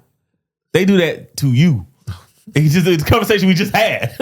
They don't do that to them. What's it say? Oh, hold on. I do got a question. It was a lot of injuries in sports this week. Yeah. Do you think injuries are rising, or are we just being notified more? We just being notified more. Yeah, I was thinking about that too. I'm like, I don't need to know all 30 people who tore their ACL this week. And not only that, like athletes can come back from injuries. So like back in the day, it was just certain injuries that if it happened, you was never going to play again. You never, you would never heard from again. So you never had a lot of high level players make it, right? Because a lot of injuries come from guys that are super fast, super strong, right? But now they can get in there, fix that Achilles, they can fix that ACL, they can reattach that bicep, tricep. Whereas, years ago, if that happened, you never make it back. Yeah. So a lot of times what you see is when guys get injured, a lot of times they're the same guys get injured because they're doing something, honestly, that their body isn't really made to do. True that. And who side you on? Pat Bev or Trae Young? I'm on Trae Young's side, man. So if y'all don't know what happened, Pat Beverly, he hasn't played in a year. I don't know if he's retired or somebody. He was last time I saw he was playing in Israel. That might have been 2 years ago. Yeah, he hasn't played since 2024. Yeah. So he had some criticisms of Trae Young. Trae Young told him to relax. Yeah. Pat Bev had criticisms of how NBA players played during the All-Star game. Trae Young told him to relax. Pat Bev said, "Hey, you can't talk to me like that." Yeah, he said you a player killer, coach killer. And then Trae Young, came back, said, "What are you talking about? You wasn't good enough to talk to me like this." Yeah. And then Pat Bev threw back up like, "Yo, I've been to the playoffs 9 times. My first 7 years, I never missed the playoffs." And then Trae told him, "Yo, you ain't good enough. Like, what are you talking about?" Yeah. But whose side you on? I'm on Trae. Like, Trae is clearly a much better player than Pat Bev. And Pat Bev was not winning any games on his own, right? I mean, he was. Whereas Trae Young actually could drop you 50. You probably gonna still lose, but he could definitely drop you 50. So I'm with Trae Young, man. Like I hate when guys that are, the old heads, so to speak, and then when you see the new guys come along that are excelling, you just take a shot just because you're like, well, man, I've been here, youngster. I've gotten my ring. I've done this. And it's like, well, you was part of a team or you was in a much better situation than I am in, right? Yeah. I guess I look at Pat Bev. First of all, I'm going to stick with you, Pat Bev, because you did go to the camera guy and said, "Let me get your camera to show the ref that he got a blown call." And you got a tech for that. That was the dumbest shit ever. Yeah. But I would say this. Pat Bev is a couple things I don't like. Well, first of all, we got to remember who Pat Bev is. He's a warrior. He's one of those guys who overachieved for what his life was supposed to be. Yeah. And I mean, he definitely stayed in. He was a high scorer when he was a youngster. Like Pat Bev could score, and this is why I love Jeff Teague podcast, because Jeff Teague actually goes into this when he was like, not to interrupt you, but he was like, when he was telling the story of him and Joe Johnson. Did you see that? When he was like, Joe Johnson was like, he didn't want to play with him because he was like, Jeff Teague was getting buckets. Yeah. And then, I think, I forget who he say pulled him to the side. Was it Nick Van Exel? It was like one of the older players. Yeah. Pulled him to the side. I was just like, yo, man, pass the ball to Joe Johnson. Yeah. Hey. And then Jeff Teague had me crying because he was like, then Josh Smith came and there go my other shots. Yeah. It was the greatest shit. It was just like, so he became a role player, but he's like, yo, I could get buckets. I didn't have to be a role player, right? Yeah. So a lot of that with Pat Bev is like, yo, for him to stay in the league, he had to become this player. Yeah, well, I think a lot of that was skill, but like some people just overachieve. They get into the league, they not this no more. The talent is way higher, but you find a way to stick around. He was in the league, I think they said, 13 years? Something like that. He had a long career. He played for a minute. But what I don't like about what Pat Bev did, he said, relax. That ain't your time to do your macho stuff, which is probably the reason why you're not in the league right now. You doing that, you can't talk to me this way. Also, I don't like you telling Trae Young, it's people. I spoke to some of your ex-teammates and they said you ain't a leader. They ain't said this. Bro, you got to name them. Yeah, you can't throw a rock and hide your hand, man. I don't like that. And again, right? Pat Bev made $82 million. Mm-hmm. That's insane. He stayed in the league for a good long time. Where the heck did he make? Who paid him like this? L.A. What contract did he get that he made? This got to be wrong. Nah, man. He probably didn't sign. Remember, he was on them short contracts. Just re-upping. Just get 12 years? Yeah. No, I don't know. I got to get through this. How did he make this kind of money? Figure it out. Just to give everybody a heads up, UNCC and USC lost this week. I'm going to keep giving y'all updates since Mike don't want to hear about the UNCC I don't want to hear about either of those teams right now. So even though I got the Gamecock shirt on today, I'm trying to be positive. I'm trying to see if this is going to be good juju or bad juju before I burn the shirt. Somebody was laughing because I said the wrong team last week. I said that we beat Rice when we beat some other team. We played Rice this week, and Rice must have heard the podcast and said that we beat them, and Rice put it on us. We lost. Fantasy Football League. I'm the only 0-3 team in the league. I think that Baraka and Mike work for the commissioner of my league. Hey, man, I thought you had a good team, man. So for the last 3 weeks, I've been asking them at least one substitution I should do. That substitution has always came back and bit me in the ass. Go opposite of what? Ask this week and then just go the opposite way. Shout out to the Vikings. Shout out. If you don't know this, Warren Moon. This jersey is too big. And to make it funny, I'm wearing this at 36. I used to wear this as 16 in high school, which Karina FaceTimed me today. She's like, what do you got this big ass jersey on for? I'm like, bro, I just feel like wearing it. I figured Mike might wear some Negro League stuff. So I said, let me take it back to the culture, man. I need to go buy some more t-shirts from Negro League, man. Yeah. I don't know who I play this week, but I will win this week. I'm calling it right now. Kawhi Leonard, I don't know who and your uncle, how much y'all need to pay. What's my man who doing all the reporting? Shabbat. What is his name? I don't know. I know you're talking about though. But I don't know. Yeah, I can't pronounce your name. I don't know how much y'all need to pay him, but you need to pay him to shut up. He has it out. Y'all must have curved him for it. They did something to him. It seems personal right now. Bro. Because you're going after Kawhi versus why wouldn't you go after Steve Ballmer? We know why you don't, right? But I want to live. But it's like that's the person that did this. All of the thing they did is ask. Do you think they're going to void Kawhi's contract? I think it's possible. I think it's possible. The NBA has to do something because right now you only skating by because the NFL season just started. Yeah. So this falls under all the news right now. Yes. Because football is king in this country. Absolutely. When basketball kicks off, bro, and we're halfway through football season, this story picks up steam. So if you do not know, apparently Kawhi's uncle been wilding out. And when take care of his nephew, he is, and I'm not mad at it. That's the other part I'm not. But you can't. And I look, I'm not mad at it because if I'm a superstar, superstars get certain privileges, right? Yep. Yes, Steph Curry should have went to Golden State when they about to take off and say, "Hey, can I get a little ownership? Give it to Aisha. Can you do something?" He should be able to ask for it. I know why we don't. Because now an owner is going to be giving away 1%, 3%, and then nobody owns nothing. I don't even think teams could do that. I think it's like collective bargaining. No, you can't. But that's why Kawhi, this man has uncovered that Kawhi been doing it. He did it with Toronto. He did it with the Clippers. He did it with another team. And it was like they pulling out all the wild stops of what he was asking for. It ain't just like, yo, I got paid from a company that went under. It's like, yo, people at this company was instructed how to treat and what to do, and they are surprised. This man got people on record surprised that Kawhi was getting this off, and the NBA didn't know. It's like everybody Kawhi had to curve somebody. Yeah, but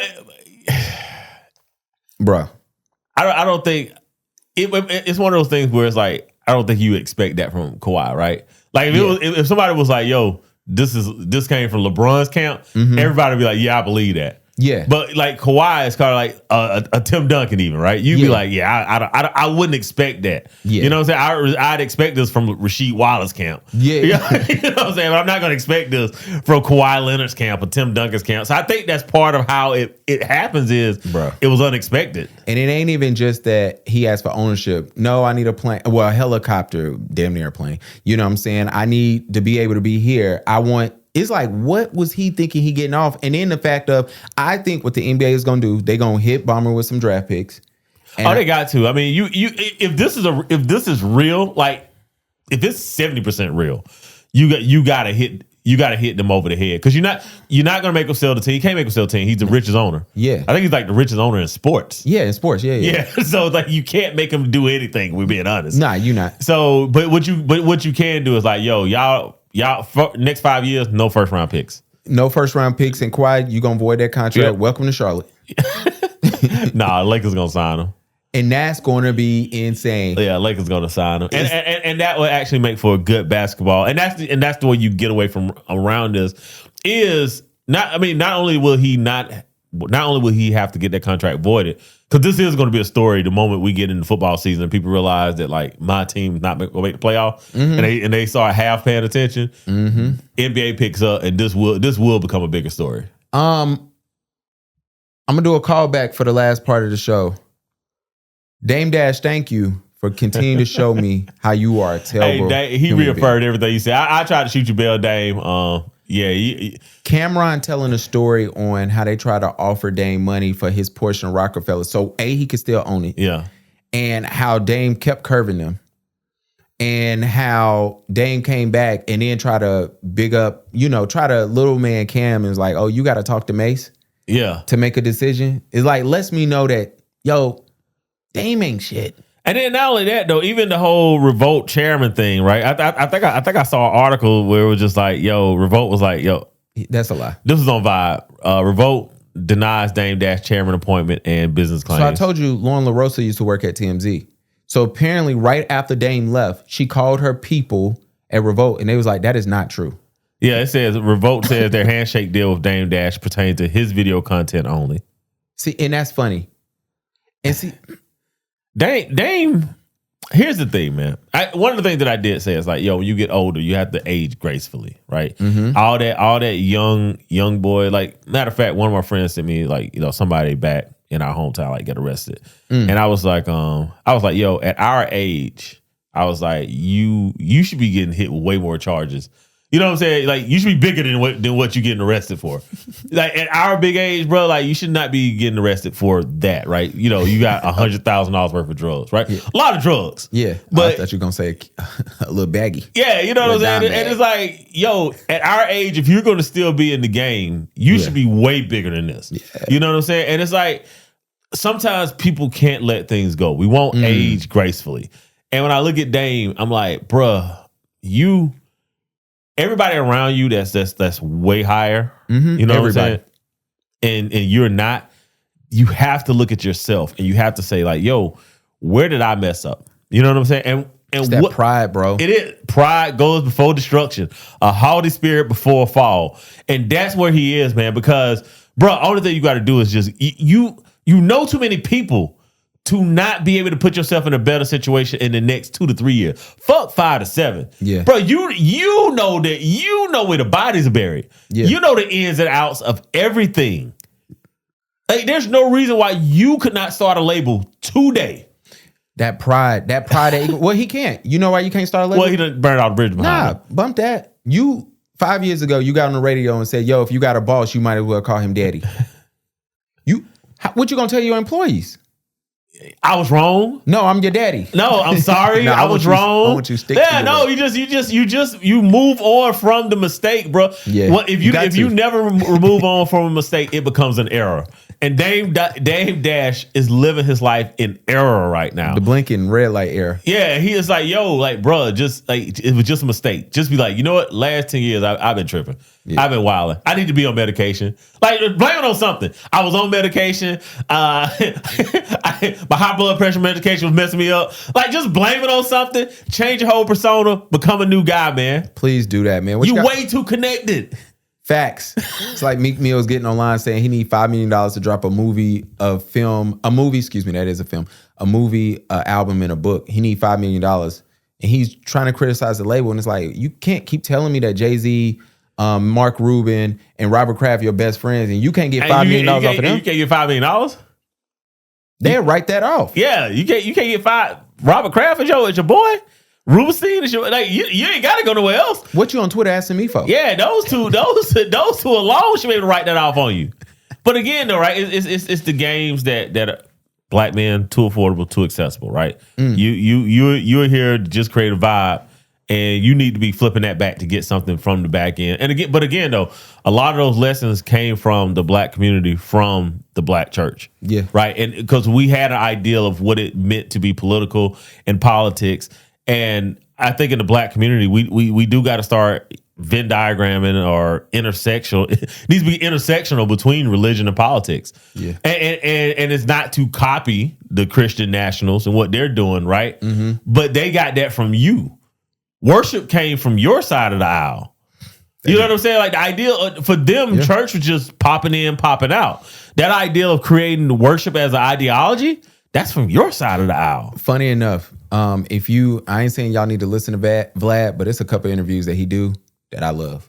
Let me tell y'all something. This Tekashi 6ix9ine interview is the greatest interview I've ever seen. Is that lady? It's a couple you've spoken on. I need to go give Vlad some dimes on YouTube. Tekashi is hilarious. I'm just saying that. He's just funny. But that's not the interview. It's the one with Steve. It's the guy who infiltrated all these like white nationalist groups. And he was an FBI agent who went undercover. That was his job. And he used to talk about when he infiltrated the KKK. And he was like, yo, you get in there. And he was like, yo, they use churches like a meetup spot.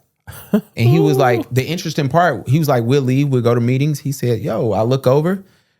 There's somebody who's in government. There go a police officer. He was like, he literally went to a meetup. He said the police officers, it was an illegal dogfighting situation. And he was like, yo, the police officers and politicians was all, he said, doing meth together. Yeah.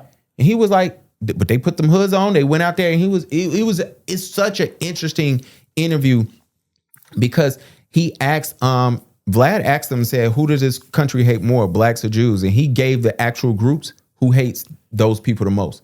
And it was all nationalists, but he was like, nah, he's like, the KKK really just hate the blacks. They really don't rock with the Jewish people, like hating. Yeah. He was like, this group, nah.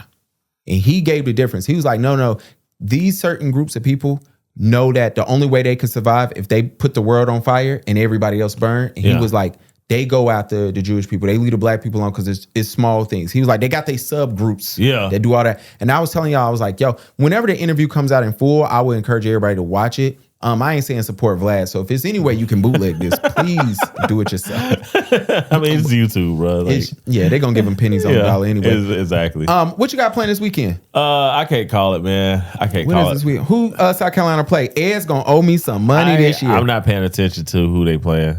Dang, Gundy out at Oklahoma State. Who cares? I don't watch football. He got fired already? Yeah, bro. They been letting people go. Oh, shoot. There go Mike looking at our own thing. Hold on. Up. Oh, yeah. I got stuff scheduled. Yo, sorry, y'all, for clips last week. I was extremely busy. I told y'all I was doing this wedding. So life is life. And y'all play Kentucky. Yeah, that's gonna be rough. What you think? Come on, man. Make a prediction right now. It's Kentucky. I got the Gamecock shirt on, man. I'm pulling for the Gamecocks. Hey, Ez, you at least owe me a rack. Ez told me, hey, in 10 years, we gonna make a major bowl game and we gonna win it. Well, he just said we'll make one. That ain't happened yet. Ez owes me money. I want to be paid. I want my money. And sellers, don't think about turning this around so y'all can make a bowl game. Hey, we're gonna make a bowl game. We're gonna turn it around. We got a good team, man. I just don't know what the hell is happening Apparently, right now. y'all can't tackle. Yeah, like good Lord, man. Hey, man, I ain't got nothing. The Giants gonna bench Russell Wilson. Is it over? Yeah, it's over for him. It's over for him. That sucks. Hey, well, it's over for him in New York or being a starting quarterback. I think he can spend the next 4 years as a backup quarterback, and I think he wants to be that because I don't think Russ want to go home. No, he want to get his girl pregnant. Well, you ain't got to be home. Yeah, you got to be home for that. Like it's different when you're in that house every day versus it is that, hey, I miss you. I got to deal with Future every day. Yeah, so I don't think he want to be home. I think Russ gonna play backup quarterback for a while in the league, and I think it's good for both of them. I was telling one of my homegirls, I was like, because even she was like, hey, if he retires, she don't think, this is from a woman now, she don't think that her and Russ would be together. And I was like, I actually hope they make it. Like, I really do. Like, I am not one of these people. First off, I think that if you make it 10 years in a marriage, I think that's a successful marriage, right? I think at minimum now, you've gotten a B- on marriage life. Shout out to me. I got 2 more years. Yeah. So, but I think, I'm like, I'm not one of these people where it's like, when I see people together for a long time, I'm still wishing that they're not together, right? Like, if you make a bad decision, or if people think you make Travis Hunter and his wife, right? Okay. If people think that that's a bad decision, bro, I'm not looking at it saying that, you know what? I hope it's over. I hope it's over. It's like, no, I hope they make it, bro. For me, I want them to stay together. But I think they will. I want them to stay because I really think they like each other. Yeah. But what I think they like more is the image. And I think they married to the image more than each other. Yes. Possibly. And that's sometimes why people get divorced when careers change. Yeah. Right? Because we don't have that image no more. Now we just have the marriage. Yeah. And that ain't really that fun. Hey, Russ, come down to Charlotte. Back up Bryce. You be closer to your family. Oh, Sierra want to be in New York, bro. Oh, she's a major city type, and I know New York is run. I know that 10 million, 12 million that he making this year. I know New York done ran all that. Oh yeah, living in New York City, because they renting out probably $50,000-$60,000 condo. They might be in Jersey. Ain't Jersey cheaper? A little bit cheaper. Man, he ain't gonna have his family going back and forth. Nah, but the Giants play in Jersey. Oh, they do play in Jersey. Yeah, okay, yeah, so you're right. They do probably live in Jersey. I only know that because of the Joe Budden podcast. And then are they in Jersey City? Nah, I think I don't know what the hell it is. Oh. It's right there at the thing, but To be honest, I would not care what side of the river I'm on if I was up there. Like, it wouldn't matter to me. I hate the cold, and I hate dirty places in general. It is dirty up there. Despite the fact that I do travel a lot to the metro. Dirtier place. Oh. I'm gonna start calling it the metro. No, you can't do that. Yeah, I was meeting a girl. I'm gonna call it the metro. I met a girl, Marcia, a friend that came to the photo shoot. She from Columbia. And so I asked her, I said, "Oh, Soda City." And she was like, "I don't know what Soda City is." She was like, "If it ain't the ghetto in Columbia, I don't know what you talking about." I was like, "All right, so you know the metro." She said, "Absolutely. That's what I call it." Yeah. But I told her where you was from, and she was like, "Huh. My brother's best friend lives up there." She gave me some names to tell you. I don't know. Yeah. I can't remember them names, but shout out to Columbia, man. I love y'all. I ain't coming back down there. I still keep a hotel key in my wallet because if you go to Platinum Plus and you show them a hotel key, you get in for free. That is something that I will clip and post for Columbia residents. A strip club hack from Gavin. Absolutely. And with that, we're going to holler at y'all next time. Holla at your boy.